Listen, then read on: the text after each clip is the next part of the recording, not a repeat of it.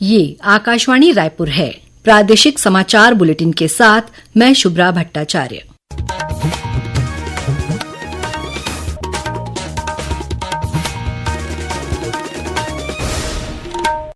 और अब पेश है आज के मुख्य समाचार।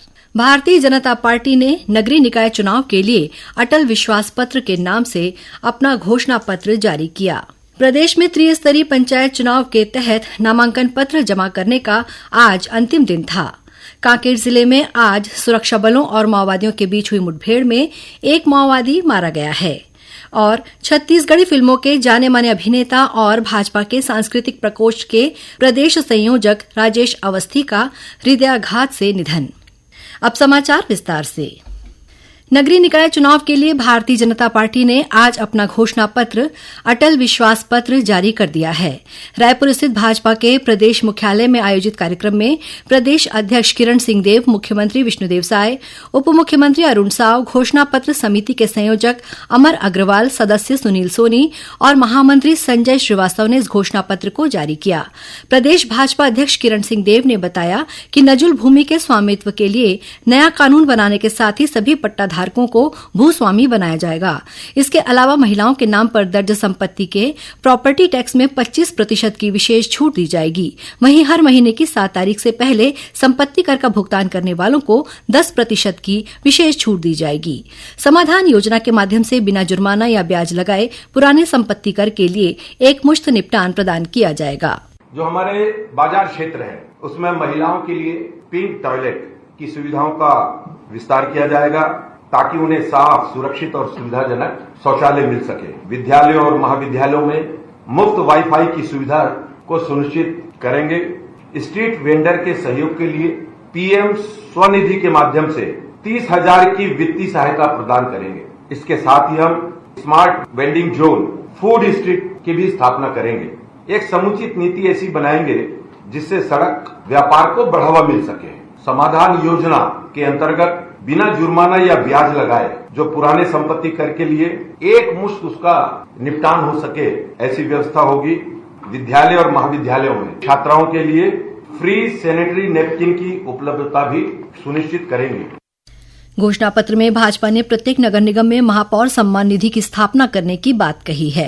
इसके तहत यूपीएससी की मुख्य परीक्षा उत्तीर्ण करने वाले उम्मीदवारों को 1 लाख रुपए की प्रोत्साहन राशि दी जाएगी। वहीं नगरीय निकाय के व्यावसायिक केंद्रों में बिजली, सड़क, शौचालय और पेयजल जैसी मूलभूत सुविधाओं की समुचित व्यवस्था की जाएगी। घोषणा पत्र के अनुसार स्व सहायता समूहों के लिए हर नगर निगम में बर्तन बैंक की स्थापना की जाएगी। इसके तहत महतारी वंदन योजना के लाभार्थियों को 2.5 लाख रुपए तक का ऋण और मुफ्त प्रशिक्षण प्रदान किया जाएगा ताकि वे आर्थिक रूप से सशक्त और आत्मनिर्भर बन सकें।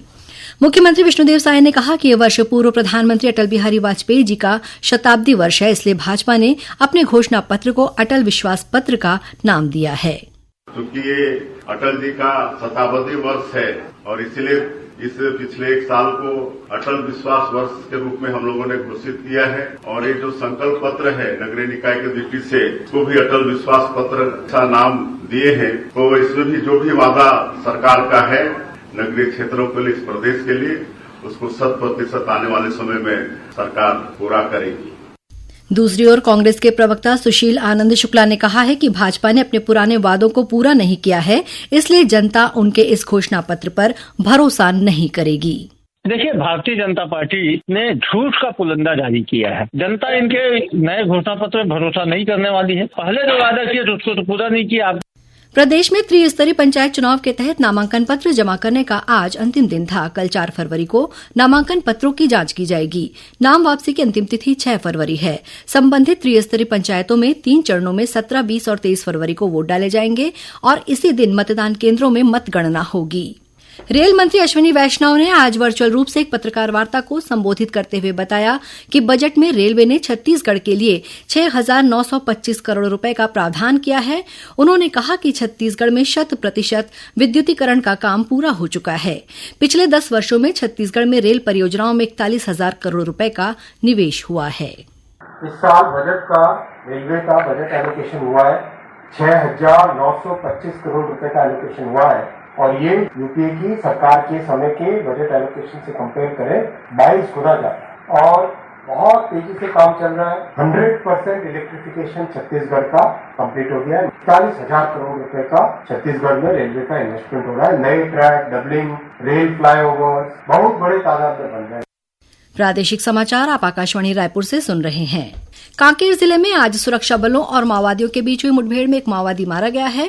पुलिस के अनुसार मुठभेड़ में कई और माओवादियों के मारे जाने और घायल होने की संभावना है।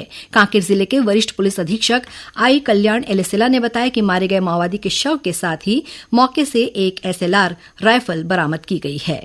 कोयलीबेड़ा थाना क्षेत्र में कांकेर DRG एवं BSF द्वारा संयुक्त ऑपरेशन किया गया है, जिसमें एक नक्सली का शव और एक SLR ऑटोमेटिक वेपन और अन्य सामग्री बरामद हुआ है। मृत नक्सली को प्रथम दृष्टया जतिन कंपनी नंबर 5 का सदस्य के रूप में पहचान की गई है।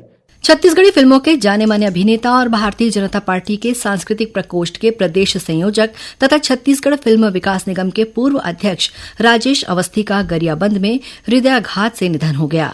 राजेश अवस्थी मूलतः गरियाबंद जिले के अमलीपदर के रहने वाले थे। राजेश अवस्थी ने न सिर्फ छत्तीसगढ़ी बल्कि भोजपुरी फिल्मों में भी काम किया है। राजेश अवस्थी का अंतिम संस्कार आज रायपुर के महादेवघाट मुक्तिधाम में किया गया। उनके निधन पर मुख्यमंत्री विष्णुदेव साय और प्रदेश भाजपा अध्यक्ष किरण सिंह देव ने दुख व्यक्त किया है। बलरामपुर जिले से महाकुंभ जा रही एक कार को तेज रफ्तार ट्रेलर ने टक्कर मार दी और हादसे के बाद कार एक घर में जा घुसी। इस हादसे में प्रधान आरक्षक सहित 6 लोगों की मौके पर ही मौत हो गई और 3 की हालत गंभीर है। ये हादसा कल रात उत्तर प्रदेश के सोनभद्र जिले में हुआ है।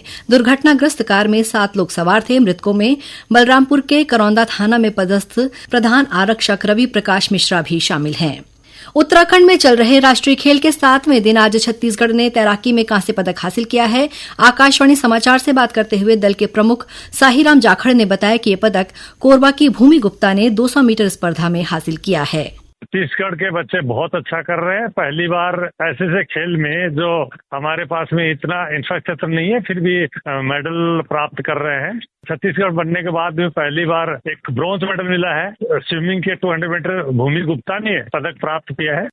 38वें राष्ट्रीय खेल में छत्तीसगढ़ ने अब तक 5 स्वर्ण और 7 कांस्य पदक सहित 12 पदक प्राप्त किए हैं। राष्ट्रीय नाट्य विद्यालय NSD द्वारा खैरागढ़ में कल 4 फरवरी से भारत रंग महोत्सव का आयोजन किया जाएगा। इस महोत्सव को भारंगम के नाम से भी जाना जाता है। यह विश्व के सबसे बड़े रंगमंच महोत्सव में से एक है। 9 फरवरी तक चलने वाले इस महोत्सव का आयोजन NSD और इंदिरा कला संगीत विश्वविद्यालय खैरागढ़ के सहयोग से किया जा रहा है। खैरागढ़ में महोत्सव का उद्घाटन कल शाम 6 बजे डॉ नरेंद्र देव वर्मा ऑडिटोरियम में नर नारी उर्फ थैंक्यू बाबा लोचनदास नाटक के साथ होगा। इस साल के भारत रंग महोत्सव की थीम एक अभिव्यक्ति सर्वोच्च सृजन है। और अब कुछ समाचार संक्षेप में। प्रयागराज के महाकुंभ में आज बसंत पंचमी के अवसर पर तीसरा अमृत स्नान सुबह से जारी है। छत्तीसगढ़ के राज्यपाल रमेन डेका ने आज नई दिल्ली में प्रधानमंत्री नरेंद्र मोदी से मुलाकात की। मुख्यमंत्री विष्णुदेव साय ने कल 4 फरवरी को विश्व कैंसर दिवस के अवसर पर प्रदेशवासियों से कैंसर जैसी गंभीर बीमारी के प्रति जागरूक रहने और समय पर जांच और उपचार कराने की अपील की है। मुख्यमंत्री ने 4 फरवरी को नर्मदा जयंती के पावन अवसर पर प्रदेशवासियों को अपनी शुभकामनाएं दी हैं। जांजगीर चांपा जिले में भारतीय जनता पार्टी के कार्यकर्ताओं के लिए सम्मेलन का आयोजन किया गया। सम्मेलन में उप मुख्यमंत्री विजय शर्मा, वित्त मंत्री OP चौधरी, पूर्व नेता प्रतिपक्ष नारायण चंदेल भी शामिल हुए। बेमेतरा जिले में नगरीय निकाय चुनाव के तहत मतदान दलों को दिए जा रहे प्रशिक्षण में अनुपस्थिति और निर्वाचन कार्यों में उदासीनता बरतने के आरोप में कलेक्टर रणबीर शर्मा ने 6 शिक्षकों को निलंबित कर दिया है।